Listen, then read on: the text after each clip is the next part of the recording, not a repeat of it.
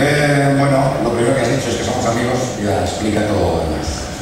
Muchas gracias. Bueno, un placer estar aquí, gracias por la organización, por la invitación a los directores del curso y gracias a todos vosotros que os permitís que os tutee por estar aquí. Yo hoy quería hablar de todas las personas de aprendizaje enmarcados en un tema más amplio, que es el tema de la innovación didáctica. Pero la innovación didáctica tiene muchísimas facetas, por lo tanto, espero no defraudar si alguna de las que están nuevamente, de los que estáis aquí, no la trato. A cambio, tenemos luego dos largas horas de mesa redonda para solucionar dudas, para participar más todos, porque creo que en este curso estáis muy callados. Parece un curso de la universidad y no debería serlo. Un curso de verano no tendría por qué ser como un curso académico tradicional. Y a ver si luego del debate surge la luz y aprendemos todos. Bien, me gustaría empezar diciendo dónde vive la innovación didáctica, ¿no? Pero mejor, me gustaría empezar diciendo dónde no vive la innovación didáctica. Hay unos cuantos sitios en los que no vive, vamos a dejarlo claro desde el principio, ¿no? Por ejemplo, no vive en casa del señor Gart. Y no vive por una sencilla razón, porque después de la propuesta del proyecto de ley orgánica para la mejora de la calidad educativa, yo tengo un miedo espantoso a que lo poco, porque hay poco, pero muy bueno que se está haciendo en relación a nuevas tecnologías de educación, innovación didáctica, nuevas metodologías, quede arrasado. La gente tendrá que tener una voluntad de hierro y una resistencia numantina o saguntina para aguantar la presión de lo que significa que cada X años tus alumnos van a ser evaluados externamente con unas pruebas que por los indicios que tenemos son absolutamente terribles. Lo diré de otra manera. ¿Hay profes de bachillerato aquí? ¿Hay algunos? Muy bien. ¿Qué pasa con el último curso de bachillerato con la selectividad?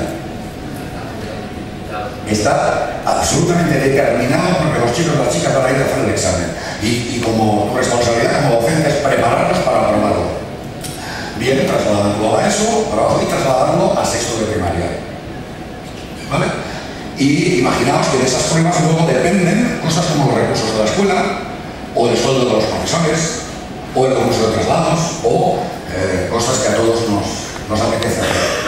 Es una manera fantástica de dominar y de mandar sobre qué va a ocurrir. Por lo tanto, yo no tengo duda que la innovación didáctica continuará, pero no sé, habrá mucha gente que lo tendrá bastante crudo.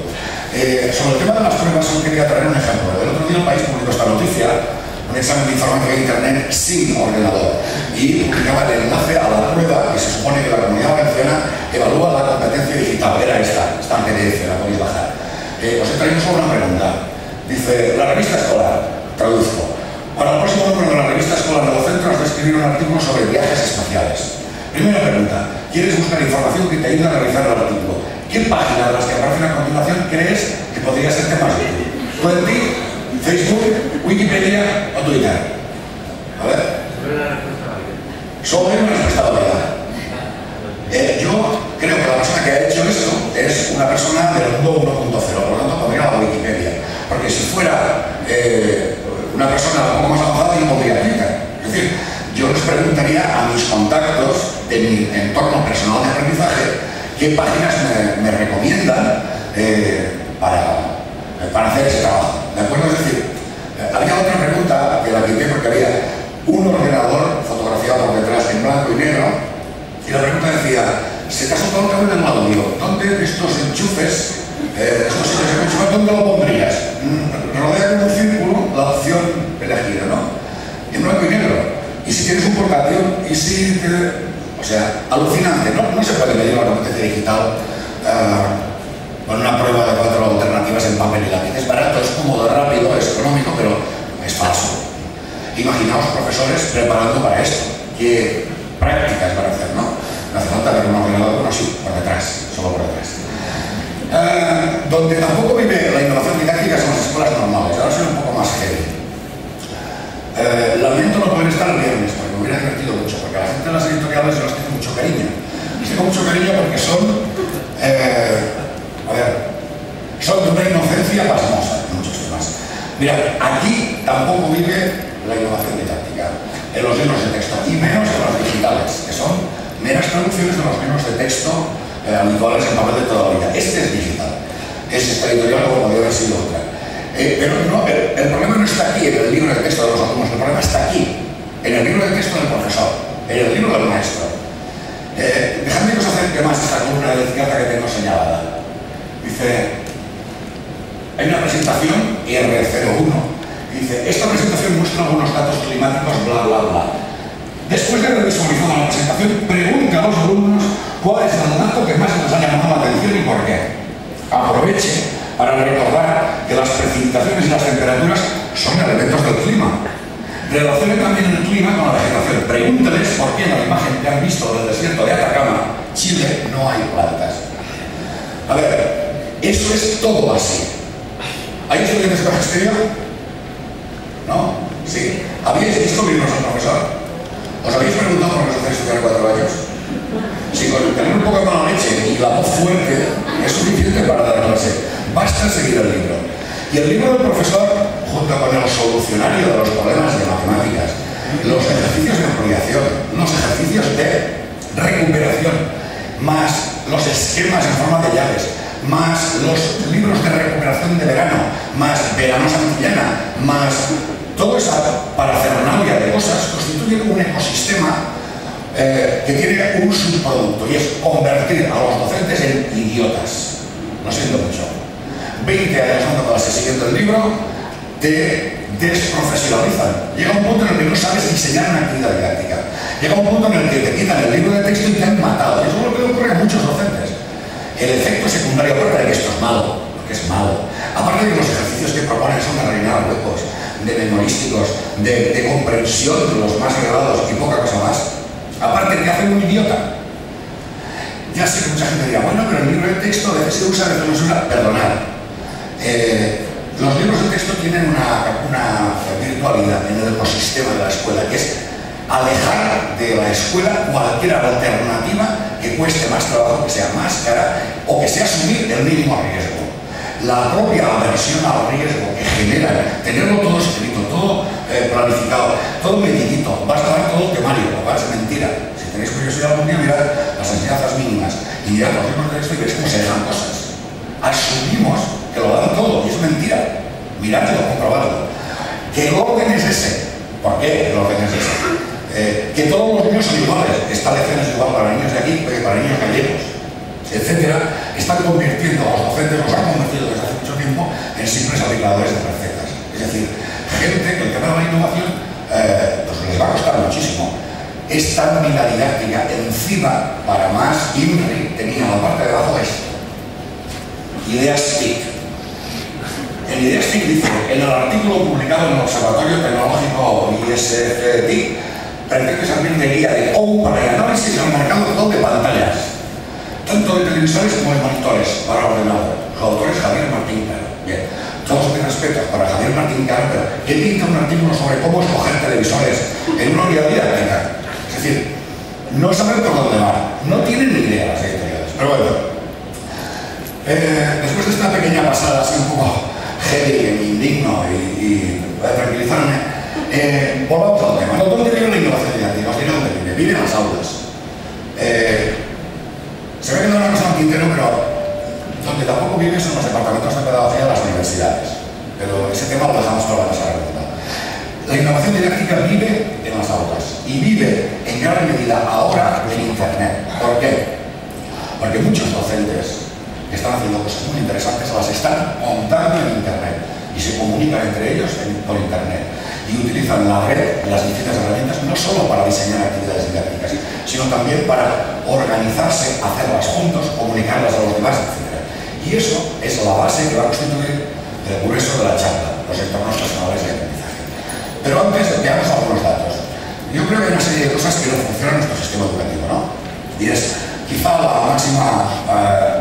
aunque Miguel ayer lo comentó, nivel Andalucía, la máxima evaluación o análisis, en este caso yo he venido a dar resultados de lo que ha sido Escuela 2.0, lo he hecho en el proyecto TICSE 2.0, dirigido por Manuel Ariel, catedrático de Pedagogía, de Didáctica, perdón, de la Laguna.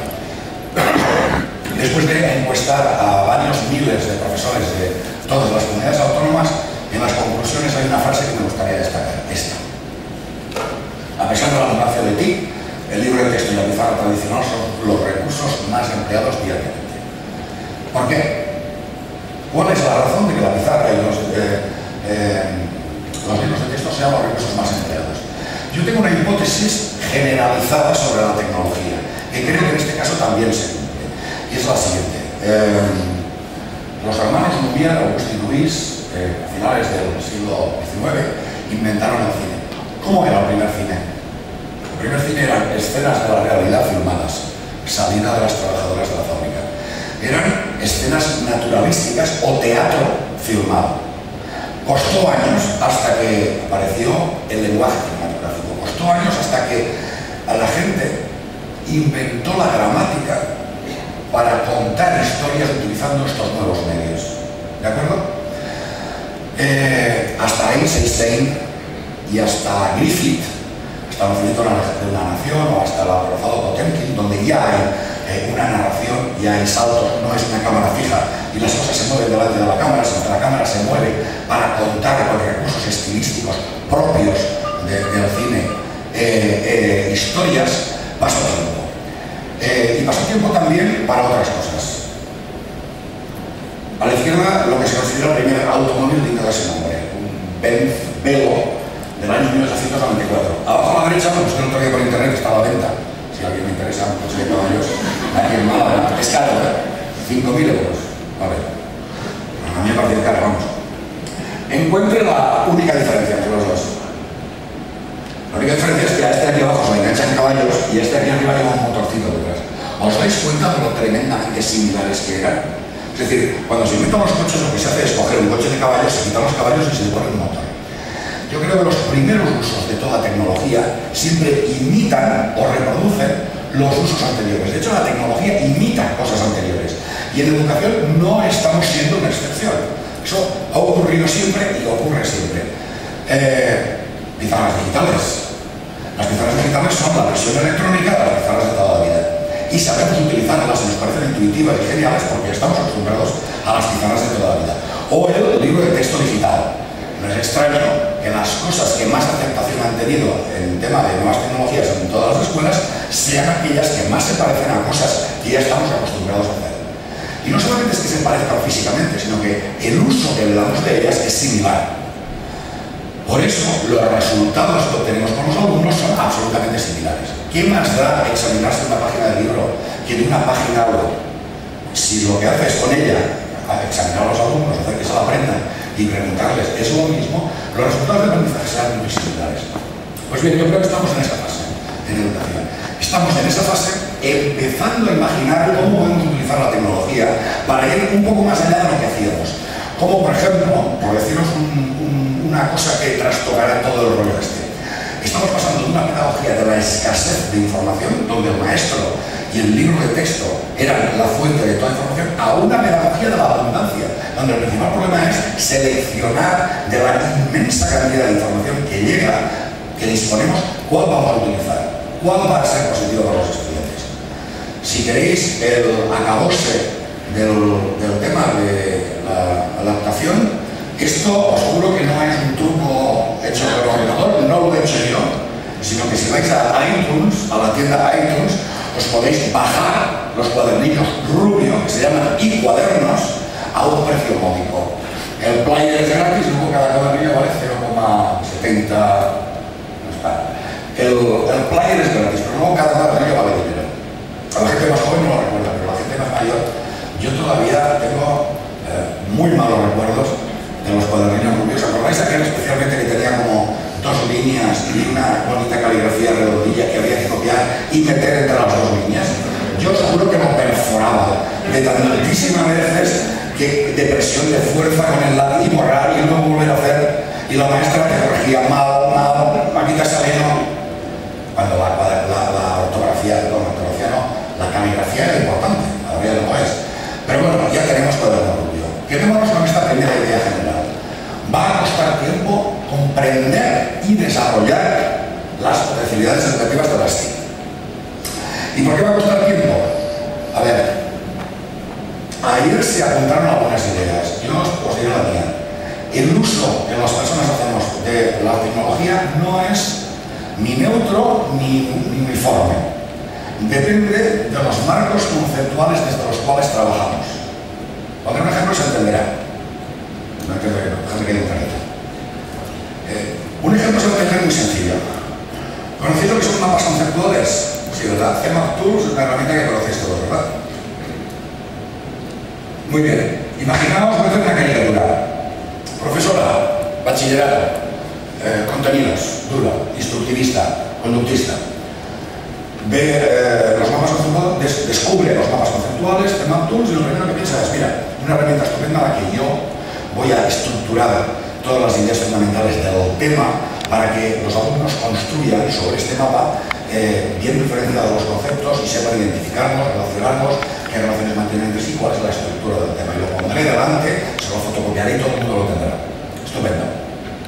Caricatura B. Sexto de primaria, maestra constructivista. Mira qué chulo. Mapas conceptuales.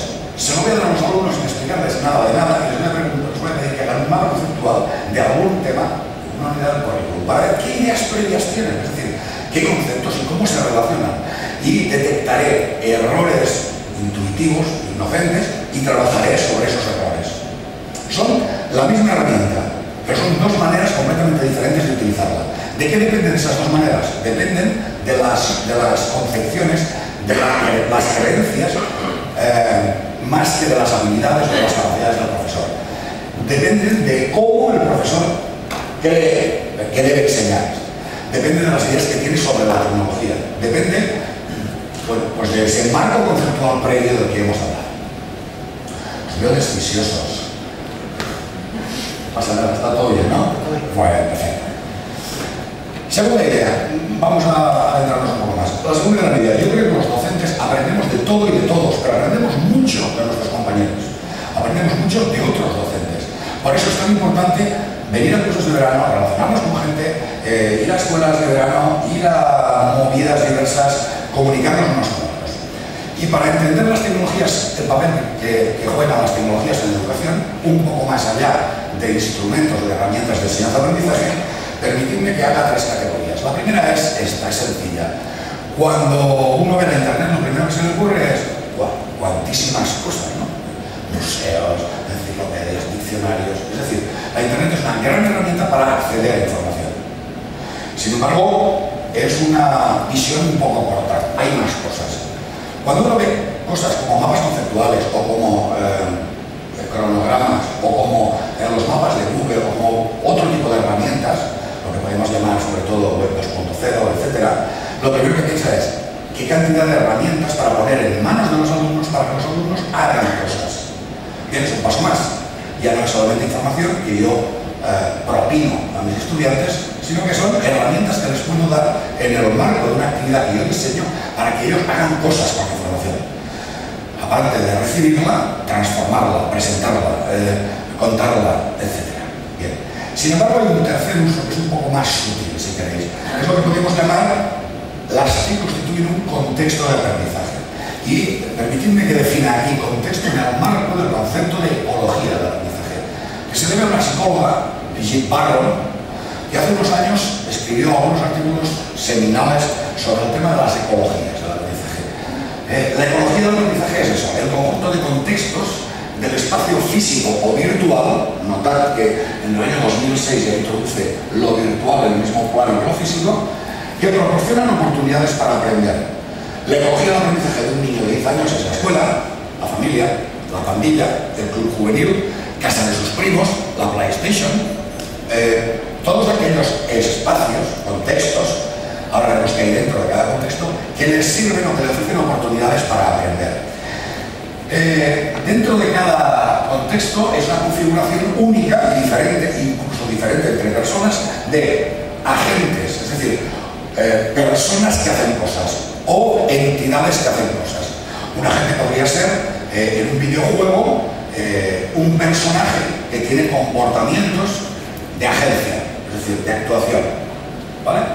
O bien actividades y prácticas de tipo sociocultural, o bien recursos, o bien relaciones entre personas, o bien las interacciones entre todas las anteriores. Por lo tanto, quedémonos con el concepto. La escuela no es el único sitio donde los niños y las niñas aprenden. ni los libros de texto ni la facultad es el único sitio donde los maestros y maestras han aprendido. Todos aprendemos en múltiples sitios. Y si una idea caracteriza el uso de la tecnología desde este principio del siglo XXI es que los contextos formales e informales de aprendizaje se están mezclando. Que en la escuela usamos internet, que en la universidad utilizamos recursos que están más allá de nuestros muros, más allá de la biblioteca o del profesor. Es decir, que lo formal, el aprendizaje formal y el informal se mezclan. ¿De acuerdo? Y en ocasiones se mezcla el aprendizaje prescrito, aquello que los profesores mandan, con el emergente, aquel que surge del uso de este tipo de recursos o de interactuar con otras personas, pero que no es aprendizaje prescrito, no es aprendizaje que esté en el currículum ni que nos haya mandado nuestro profesor. ¿De acuerdo? Son cosas que surgen cuando te juntas con gente, bueno, que tienen los mismos intereses que tú. Es algo que desde el aprendizaje hemos aprendido esos contextos que las personas participan en muchos a la vez, las personas crean por sí mismas esos contextos, los límites son permeables y que esos contextos de aprendizaje pueden durar en el tiempo siempre que haya tiempo, libertad y recursos adecuados.